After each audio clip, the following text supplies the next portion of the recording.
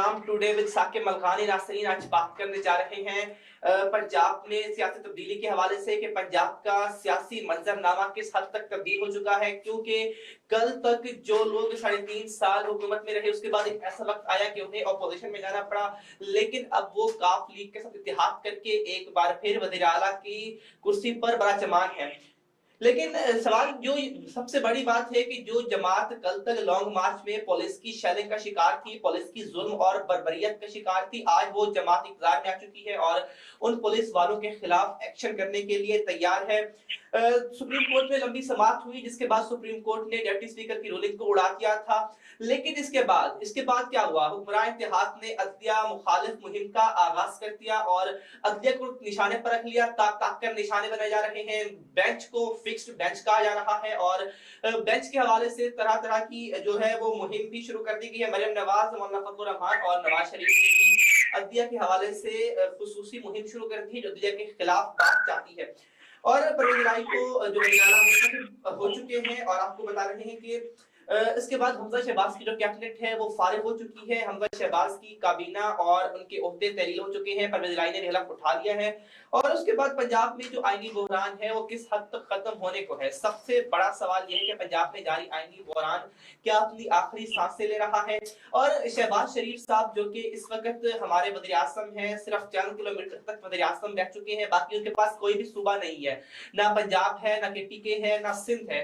सवाल ये है कि क्या वो अब आम इंतखाबात की तरफ जाएंगे या वो इसी सेटअप को लेकर चलेंगे, क्या सूरत हाल होगी। और इसके बाद उर्दू की लड़ाई जारी है, स्पीकर की लड़ाई तेज हो चुकी थी, ज़ैन कुरैशी भी मैदान में थे, उस्मान बुख्तार, सिद्दीक खान, महमूद रशीद और मियां असलम इकबाल साहब भी जो है वो इसके उम्मीदवार थे।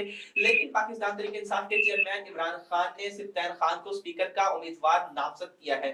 तो क्या इस पर पाकिस्तान तहरीक इंसाफ के अंदर कोई इख्तलाफात पैदा होंगे, कोई बात होगी, या इसी सेटअप को जो इमरान खान साहब ने कहा है इसी को लेकर चलेंगे? सब पर बात करते हैं। बात करने के लिए आज मेरे साथ मेहमान मौजूद हैं अयाज कलियास साहब, जो कि तजियाकार साहब का बहुत शुक्रिया ज्वाइन करने के लिए। इसके साथ कुर्बान फातिमा पीटीआई की जो नायब सदर हैं खवातीन विंग की, आपका भी बहुत शुक्रिया ज्वाइन करने के लिए। कुर्बान फातिमा सर, मैं आपकी तरफ आना चाहता हूं, बताइएगा कि डिप्टी स्पीकर की रूलिंग जो उड़ा दी गई थी, क्या समझती हैं उसके बाद हुक्मरान इत्तेहाद के पास कोई ऑप्शन मौजूद हैं? जी, बिस्मिल्लाहिर्रहमानिर्रहीम। सबसे पहले तो मैं आपकी बहुत मशकूर हूँ कि आप लोगों ने हक और सच की बात करने का हमें मौका दिया। और मैं समझती हूँ जो डिप्टी स्पीकर ने रूलिंग इख्तियार की वो ना गलत है और उसका कोई जवाब नहीं है। और उसका जवाब अभी आपके सामने सुप्रीम कोर्ट ने जो फैसला दिया है वो आ चुका है, लिहाजा वो तायात में हायल हो चुके हैं। उन्होंने समझा कि कासिम सूरी की तरह मैं भी मतलब एक तरह की हरकत करूंगा जो कि आइन की खिलाफ वर्जी थी और आइन को उन्होंने गलत इस्तेमाल किया, जो उसको उनका नतीजा भुगतना पड़ा। लेकिन हुक्मरान इत्तेहाद के पास क्या समझती है कोई ऑप्शन मौजूद है? क्योंकि उन्होंने अदलिया मुखालिफ मुहिम का भी आगाज कर दिया है। अगर उनके फैसला हक में आता है तो वो ठीक है, जैसे कासिम सूरी साहब की रूलिंग आपने देखी। लेकिन उसके बाद अगर फैसला मुखालफत में आता है तो अदलिया मुहिम शुरू कर देते हैं, इदारों पे एक्टिविटी करना शुरू कर देते हैं। इस पर क्या कहेंगे आप? मैं समझती हूँ ये इनका पुराना वसीला है और ये को मतलब है कि हमेशा सच को सच नहीं कहते और जो झूठ है उस पर ये काम करते हैं। ये इनकी पुरानी ऊंची हरकतें हैं, ऊंचे कंडियां हैं जो इनको हमेशा से इसके आदी रहे हैं और ये इस्तेमाल करते हैं। तो मेरे ख्याल से कुछ भी नहीं होगा। देखिए, आवाम जो है वो खान के साथ है और हमेशा खान साहब ने हक सच की बात की है। और किधर हो गए इनके डिप्टी स्पीकर? गायब हो गए हैं ना। तो इन्हें पहले ही सोचना चाहिए था कि ये हरकत करने से पहले देखिए आप आइन की खिलाफवर्जी नहीं कर सकते, जो लिखा है आप उसके मुताबिक चलें। हमेशा इदारों को इन्होंने बदनाम ही किया है, जबकि इदारे बदनाम नहीं है, इदारों को बदनाम किया गया है और इन्हीं की हुकूमत में किया। इन्होंने हुकूमत लेने के लिए हमेशा इदारों को बदनाम किया है। बिल्कुल बिल्कुल ठीक है, साथ ही रहिएगा।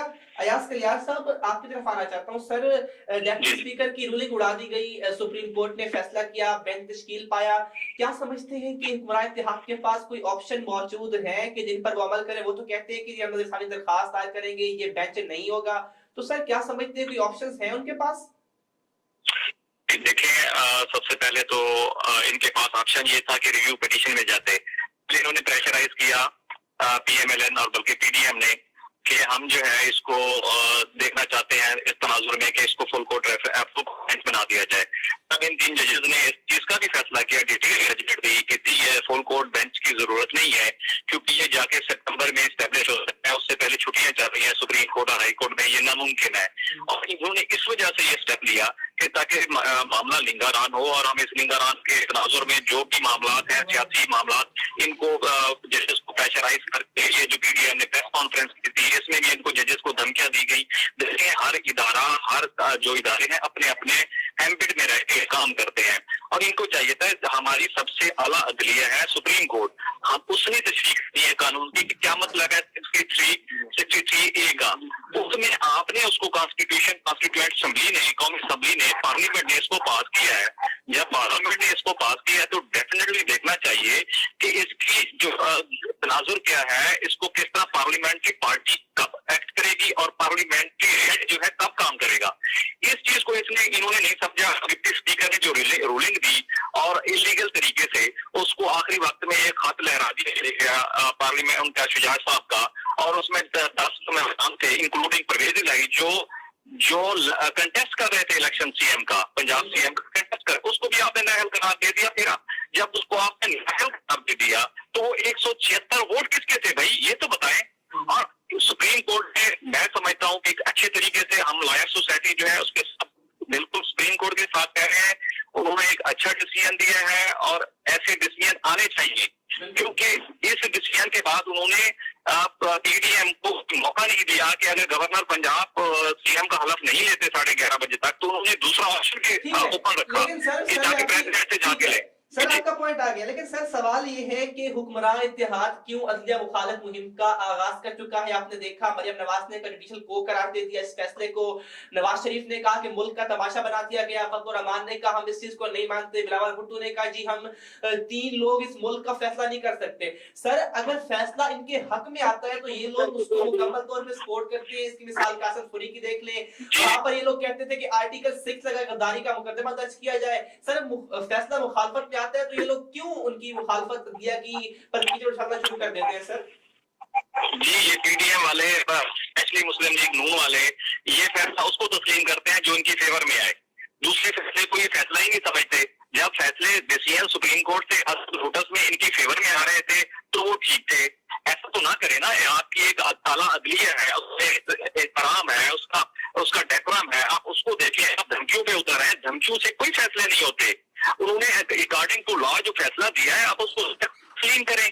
आपने फिर आना है, अब आप कहते हैं कि वो लाडला है इमरान खान, उसके फेवर में फैसला आ रहा है। वो भाई किस तरह लाडला है, एक बंदा एस्टैब्लिश टोटल उसके अगेंस्ट जा रही है, ठीक है, और उसकी हुकूमत वफाक में नहीं है, उसकी सूबे में, पंजाब बड़े सूबे में उसकी हुकूमत नहीं है, एस्टैब्लिशमेंट उसके खिलाफ है, उसके बावजूद अगर उसकी फेवर में फैसला आया है तो लाडला कौन हुआ?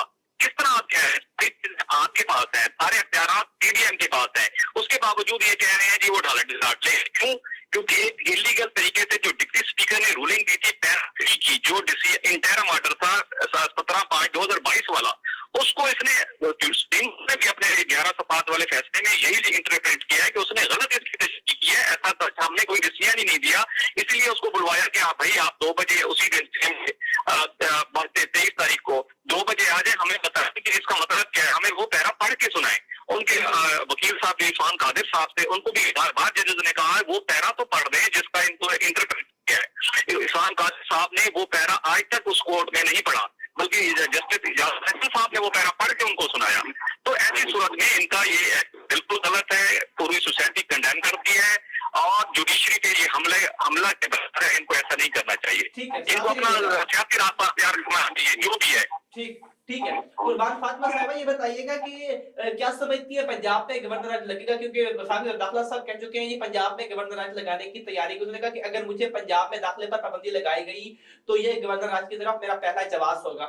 सवाल ये कि क्या गवर्नर राज लगेगा, और अगर नहीं लगता तो जैसे सिस्टम चल रहा है क्या समझती है चलेगा? पंजाब और केपी में पीटीआई होगी, सिंध में पीपल्स पार्टी होगी, या मामला आम इंतखाबात में जाएगा? जी मैं आपसे मुखातिब हूं मोहतरमा। जी गवर्नर राज की जहाँ तक बात है जो यहाँ साहब ने बताया है, तो जाहिर है ये वकील भी हैं और इस चीज को बेहतर समझते हैं। अगर गवर्नर राज आता भी है तो इससे कोई फर्क नहीं पड़ता। देखिए, हुकूमत जो है वो इमरान खान की थी, इन्होंने 11 जमातों ने मिलकर खान साहब को हटा दिया। और अब जो आवाम है, देखिए आवाम के जरिए आप लोग आते हैं ना असेंबलियों में, आवाम आपको बिठाती है और आवाम का वोट जो है इमरान खान के साथ है। ये जो आप ये बात कर रहे हैं, ये वो बात आप कर रहे थे डिप्टी स्पीकर साहब की, तो डिप्टी स्पीकर साहब आप देखें बिल्कुल वाकई आया साहब ने सही कहा कि उनकी रूलिंग गलत थी, उन्होंने गलत किया। अगर अदलिया फैसला इनके हाथ में दे तो अदलिया ठीक है, अगर अदलिया इनके हाथ में फैसला ना दे तो अदलिया इदारे सारे मतलब है कि खराब हो गए हैं। देखिए फेडरल में इनकी हुकूमत, पंजाब में इधर बाकी उससे मतलब ये पंजाब में भी ये इनकी हुकूमत थी। पंजाब में भी हुकूमत इनकी होने के बावजूद भी अवाम का फैसला जो था वो इमरान खान के हक में था। आप कब तक अवाम को रोकेंगे? बाकी गवर्नर राज की बात रही तो वो मेरे इल्म में ये है कि नहीं लगेगा, या तो हम इलेक्शन की तरफ जाएंगे। ऐसे ये बताइएगा कि जैसा कि आपकी हुकूमत पंजाब में आ चुकी है, जो स्पीकर की लड़ाई तेज हो चुकी है स्पीकर साहब के लिए, तो इसके लिए सिर्फ तैयब खान का नाम जो तजवीज किया जा चुका है, इसके लिए उम्मीदवार बहुत सारे मारगुज़ार थे, ज़ैन कुरैशी साहब थे। क्या समझते हैं फिर इख्तलाफ होगा इस चीज के ऊपर कि स्पीकर के ऊपर, या समझती है कि खान साहब के फैसले को लीड करेंगे, लेके चलेंगे? जी जी बिल्कुल, जो खान साहब का फैसला है वो हमारे लिए काबिल कबूल है और मैं समझती हूँ जो खान साहब फैसला करेंगे वो बिल्कुल ठीक करेंगे। बाकी देखिए मैदान होता है, उम्मीदवार तो बहुत सारे होते हैं ठीक। और हाँ जी, ये फैसला खान साहब ने करना है, जो उनका फैसला होगा वो हम सबको पार्टी के लोगों को कबूल करना। ठीक है, यहाँ पे एक ब्रेक लेते हैं, ब्रेक में बस आएंगे और इसी बात को कंटिन्यू करेंगे कि जो पंजाब से जाने के बाद वफाकी हुकूमत पर कितना दबाव होगा, किस तरह से वफाकी हुकूमत चल पाएगी, इस पर बात करेंगे शॉर्ट ब्रेक के बाद। हमारे साथ रहिएगा।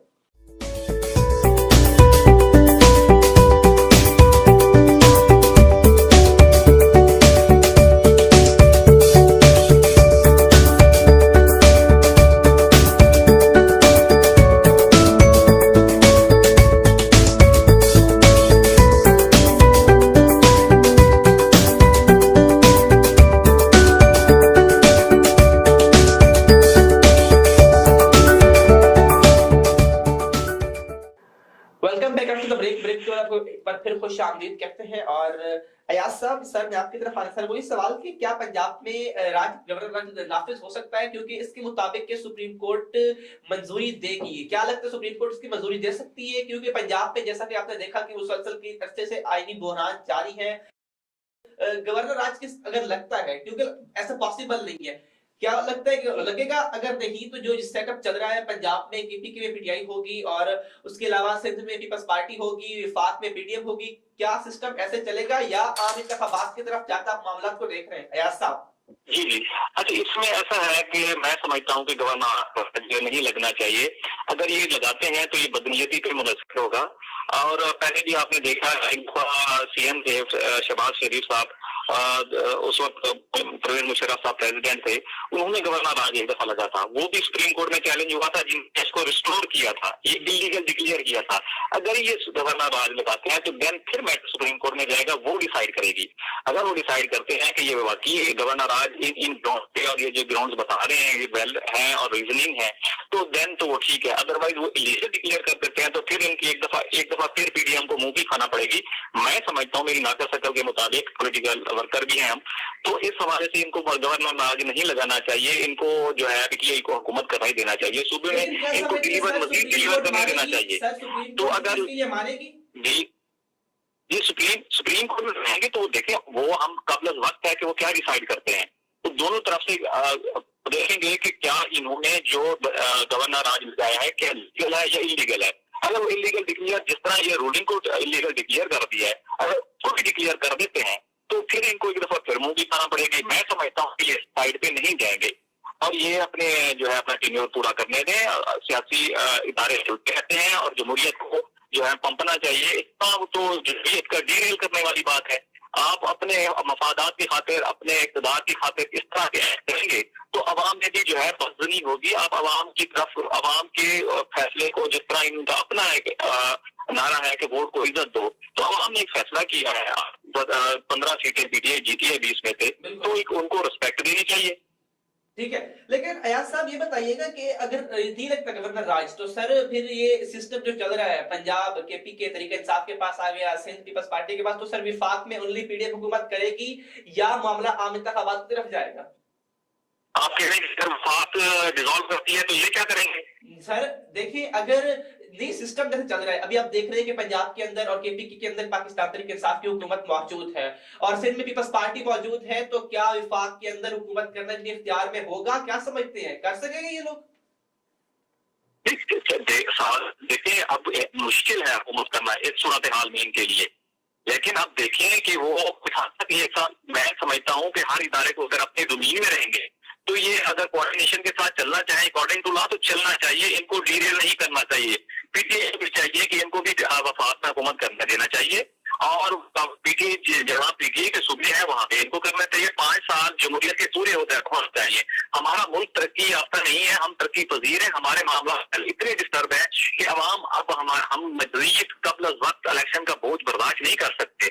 इतने अखराजात हैं, हमारे मुल्क को देखना चाहिए, हर बंदे की को देखना चाहिए। हमें ओवर बर्डन ना करें। मैं समझता हूँ कि तमाम इदारे जो जरूरी है 5 साल के लिए इलेक्ट हुए हैं तो 5 साल के लिए इनको हुकूमत कर देना चाहिए। फिर अवाम का फैसला है, जो भी आ जाएगा हमें इज्जत देनी चाहिए। सर सुन ले सर, जिस तरह आपने देखा कि पाकिस्तान तहरीक इंसाफ को अपने 5 साल पूरे नहीं करने दिए गए, सर मईशत की हालत इस वक्त कहां पहुंच चुकी है, इस वक्त इंतखाबात लाजमी है, लेकिन सर पंजाब से हुकूमत जाने के बाद क्या समझते हैं विफाक पर कितना दबाव होगा? क्योंकि अगर पाकिस्तान तहरीक इंसाफ लॉन्ग मार्च में निकलती है जैसे पंजाब से केपीके से निकलती है, सर विफाक के पास ना पंजाब पुलिस होगी, सरकारी मशीनरी होगी, सर कितना दबाव होगा?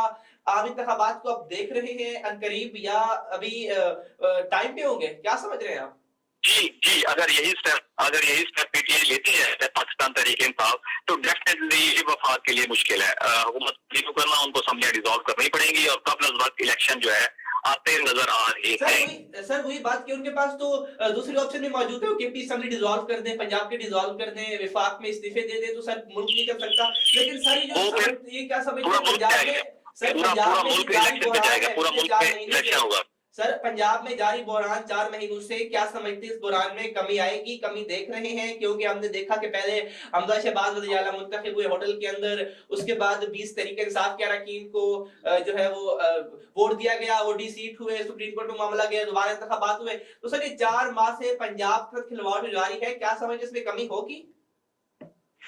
कमी मेरे ख्याल से नहीं होगी, क्योंकि देखें आप वो उन्होंने भी 179 वोट्स लिए हैं, सिर्फ 6-7 वोटों का फर्क है और वो बिल्कुल ही रेजिस्टेंस पे रहेंगे और आपको मजबूत अपोजिशन होगी, इनमें कमी नहीं आएगी। दो खिंचाव रहेगा और एक दूसरे के जो पार्लिमान है, एमपीएस है, उनको भी खींचातानी करेंगे कि हमारी हुकूमत बन जाए। दोनों तरफ जो है बिल्कुल ही स्ट्रॉन्ग अपोजिशन भी है और पोजीशन भी स्ट्रॉन्ग है। इस तरह दोनों जो है एक्ट होकर काम करना पड़ेगा। मेरे हिसाब से ये जो है कमी नहीं आएगी, रेजिस्टेंस बढ़ेगी, कमी नहीं आएगी। ठीक है सर, आखिरी सवाल आपसे। सर ये स्पीकर के मामले की लड़ाई तेज हो चुकी है। सर आपने देखा कि पाकिस्तान तहरीक इंसाफ में पहले भी ऐसा होता रहा, वज़ीर-ए-आला के मामले पर इख्तिलाफात में होते रहे, उनके ग्रुप भी बनते रहे, चीरा ग्रुप बनता रहा, ये जो जहांगीर ग्रुप बना, परवेज़ के ग्रुप बना। तो सर अब भी स्पीकर के मामले पर इनमें लड़ाई हो चुकी थी। काफी सारे उम्मीदवार सामने थे जिनमें ज़ैन कुरैशी थे, उस्मान बुज़दार, सिब्तैन खान और भी 2 अरकान शामिल थे और सिब्तैन खान का नाम सर तजवीज़ किया जा चुका है।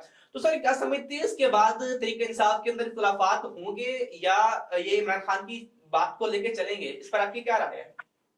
नहीं, मेरे हिसाब से आप मजीद इख्तिलाफात नहीं होंगे।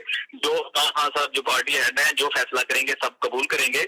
वो मैडम साहबा ने भी यही बताया है कि देखें वो अंदर जो है होता है वो कैंडिडेट्स आते रहते हैं, उनका नाम चुनाव होता है, उनमें से बेहतर लगेगा जो खान साहब फैसला कर देंगे। दूसरे सारे मेरे ख्याल से जो उम्मीदवार होंगे वो उनके फैसले को सारे हम तस्लीम करेंगे और उसको फैसले को ऑन करेंगे एमिकेबल सेटलमेंट से और विद मेजोरिटी की जो उनकी है पार्लियामेंट कमेटी है, फैसला कर देंगे, सबको सब अच्छे दिल से कबूल करेंगे। ऐसा होगा कि वहां से रेजिस्टेंस इस स्पीकर के इलेक्शन की वजह से जो है ना लड़ाई हो, ये मुमकिन नहीं है। ठीक है। अयाज साहब आप भी मौजूद थे, आपका बहुत शुक्रिया। कुर्बान फातिमा आप भी मेरे साथ मौजूद थी, दोनों का बहुत शुक्रिया ज्वाइन करने के लिए। नाज़रीन, जिस तरह पंजाब के अंदर